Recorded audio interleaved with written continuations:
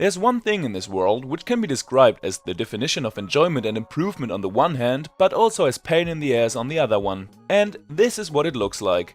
No, this is not what I was talking about. I mean, the definition fits and stuff, but I was talking about this, the iPhone 6. And as you probably know, this phone is full of controversies and a break in Apple's history of iPhones. But let's start right in the beginning, on September 19th, 2014. The day I sold my soul to a carrier for a 2-year contract for the first time ever in my life, just to try to be a cool kid for 1 year at least.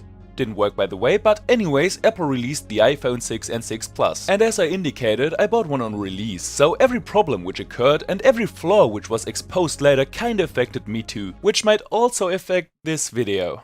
So, the iPhone 6 in 2K14. Back then, this sleek and hand-charming beauty superseded these chunky blocks. It came in the 3 already known color variants, silver, gold and space gray, but new memory variants. Instead of 64 as the maximum capacity, Apple granted 128 gigs to the rich kids. Instead of 32, the middle class got 64 gigs. And instead of 16 gigabytes, the poor people who struggle to be able to pay at least the deposit like me, got an increase of exactly 0 gigabytes. Yep, in 2014 Apple still fobbed off their customers with 16 gig models and came up with a 32 gig solution for that storage problem 3 years later. But anyways, it looks like Apple managed to do many things right with that apparatus, cause they sold a whole shitload of these. Just to give you an idea, the iPhone 3G was sold 35 million times.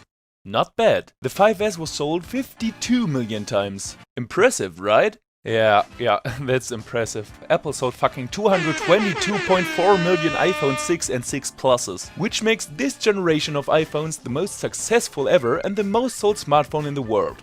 But what exactly did they do right? To answer that question, we have to take a look at the predecessors. One of the most important characteristics of the older iPhones was the form factor. The iPhones were small, chunky and fitting into everyone's pocket, while the design represented their valence. This kinda changed in 2014. Apple came up with a whole new, modern design, which didn't have many similarities in comparison to their old ones. The new generation was much bigger and had a 4.7 or 5.5 inch screen instead of a 4-inch one. At the same time, the iPhone became much thinner, and so the iPhone 6 is still the thinnest iPhone ever published. We will fall back on that later. The backside was made out of aluminium and features 2 beautiful plastic stripes, which ensure that the inside of your phone can receive the data heaps of porn you want to download to watch them on the enlarged screen. Above that, Apple repositioned the power button from the top to the right side, which irked me in the beginning cause I hate changes but turned out as a convenient thing. So in conclusion, the iPhone 6 looks totally different, not only in comparison to its direct predecessor, the iPhone 5S, but to all iPhones ever made till then.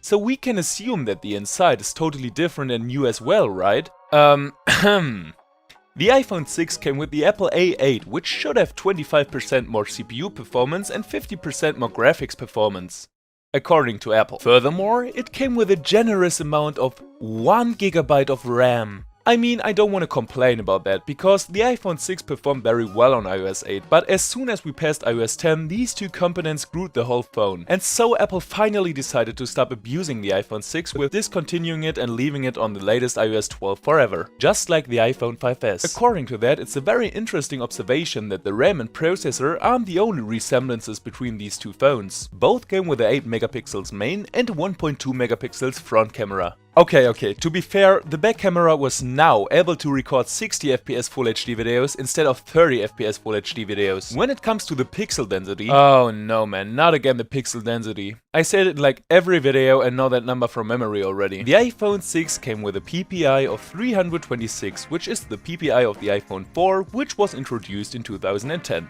But hey, your iPhone had a barometer, NFC and wireless payment now. So more or less it's an upgraded iPhone 5S in a new body, you might think. No. Because there were more features. Features which weren't printed onto the backside of the packaging or shown in the TV ads, because Apple wanted to let their customers explore them themselves. One of those was the flexible backside. You wanted a curved iPhone? No problem, just leave it in your back pocket without a case and sit down. Okay, honestly, iPhone 6 Pluses had a higher risk to be affected by that flaw, but there were also iPhone 6 models which had that issue. Mine, for example. Then people complained that the iPhone ripped off their hair when they held the phone to their ears. I mean, that really isn't the worst thing in the world, but if you were a person who made a lot of phone calls, there was a high risk your haircut looked like Dwayne "The Rock" Johnson's after some weeks. Above that, there were some storage, performance and camera issues and malfunctions of the touchscreens reported. However, to be fair, this phone kinda revolutionized the iPhone again, and is a very sleek and beautiful thing which just became a little old. I myself,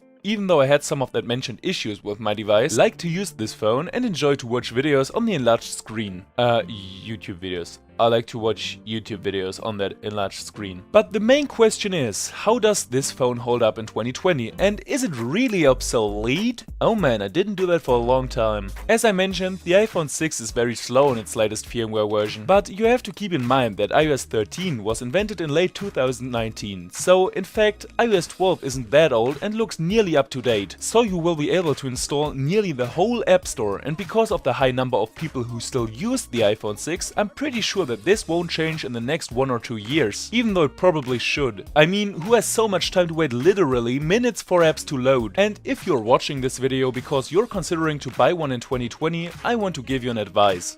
Don't. I mean, they're cheap. When you're lucky you can get an iPhone 6 in good condition for 40 bucks, but I would recommend to choose an iPhone 7 or 8 because of their way better performance and iOS 13 and 14 support. So kids, say no to drugs and iPhone 6s and have a nice day. I'd appreciate a thumbs up and we'll see you next time. Adios, amigos.